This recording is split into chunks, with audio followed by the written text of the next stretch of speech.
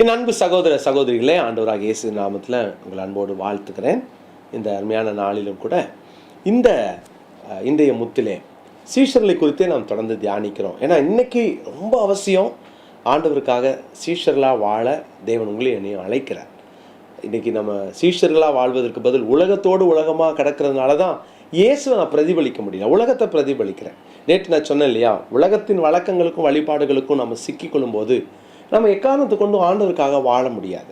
நம்ம அங்கே தடுமாற்றம் ஏற்படும். பிரியமானவர்களே, உலகம் ஒரு சீஷனை எப்படி அங்கே வேறு பிரிக்கிறது அல்லது இயேசுவை விட்டு சீஷத்துவத்தை விட்டு அங்கே வெளியே கொண்டு போகிறது என்பதை தான் நம்ம தியானிக்கிறோம். உலக சிநேகம் பார்த்தோம், உலக கவலைகள் பார்த்தோம், உலக வழக்க வழிபாடுகளை பார்த்தோம். இன்னைக்கு இன்னொரு காரியத்தை கூட நம்ம பார்க்க போகிறோம். வாசிக்கிறேன் உங்களுக்காக. யாக்கோபின் நிருபத்திலே 1ஆம் அதிகாரத்தின் 27வது வசனம். யாக்கோபு 1:27. ஒரு உலகம் எப்படி ஒரு சீஷனுடைய தகுதியை அது கெடுக்கிறது என்பதை 1:27 யாக்கோபு. திக்கற்ற பிள்ளைகளும் விதவைகளும் படுகிற உபத்திரவத்திலே அவர்களை விசாரிக்கிறதும் உலகத்தால் கரைப்படாதபடிக்கு தன்னை காத்துக்கொள்ளுகிறதுமே பிதாவாகிய தேவனுக்கு முன்பாக மாசில்லாத சுத்தமான பக்தியாக இருக்கிறது. கரைப்படாத ஒரு வாழ்க்கை, பக்தியான ஒரு வாழ்க்கை. இந்த கரையை குறித்து யாக்கோபு சொல்றாரு, உலகம் ஒருவனை கரைப்படுத்துகிறது.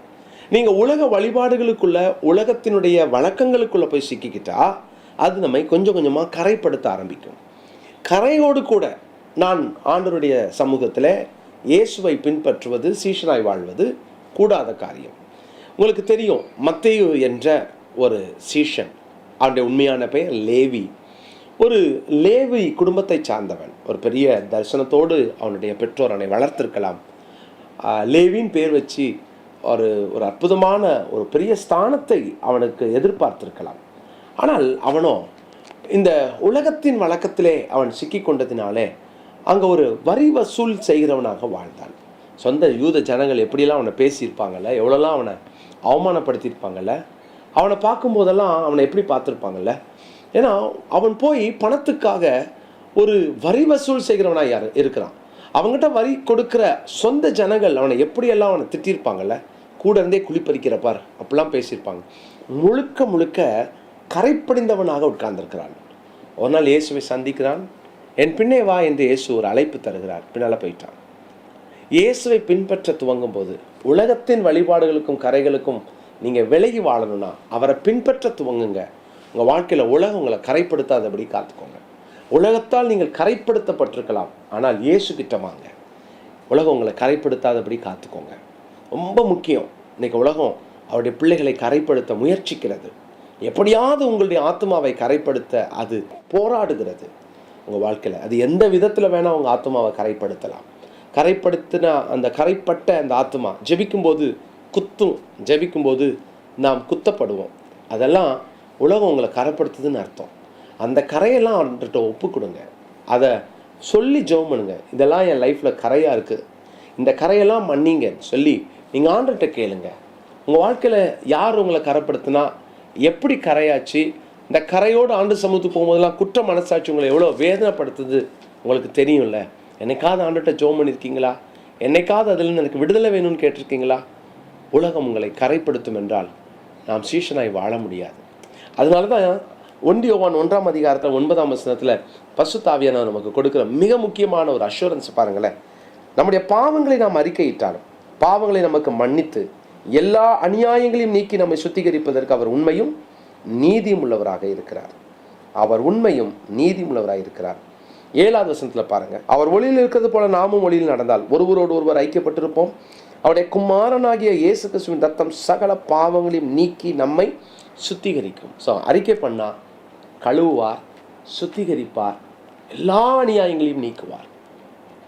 கரையோடு கூட நான் இருக்கேன், என் வாழ்க்கையில் கரைகள் இருக்குது, ஒத்துக்கிறேன், என்னை மன்னிச்சிருங்கன்னு கேளுங்க. இயேசு உங்கள் கரைகளை, நம் கரைகளை மன்னிப்பார், மாற்றுவார்.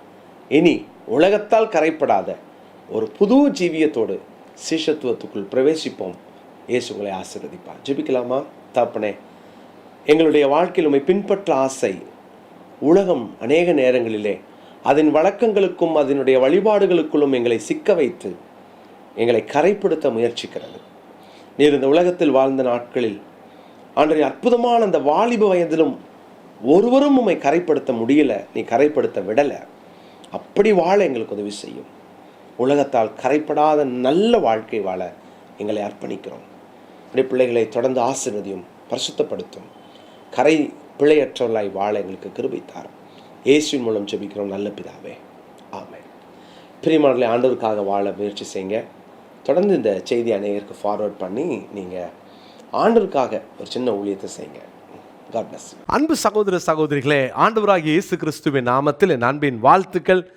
விக்டோரியஸ் மினிஸ்ட்ரிஸ் பைபிள் இன்ஸ்டியூட் மூலமாக 9வது அணி, இந்த 9th பேட்ச் பிடிஹெச்சுக்கான இந்த வகுப்பை துவங்கவிருக்கிறோம்.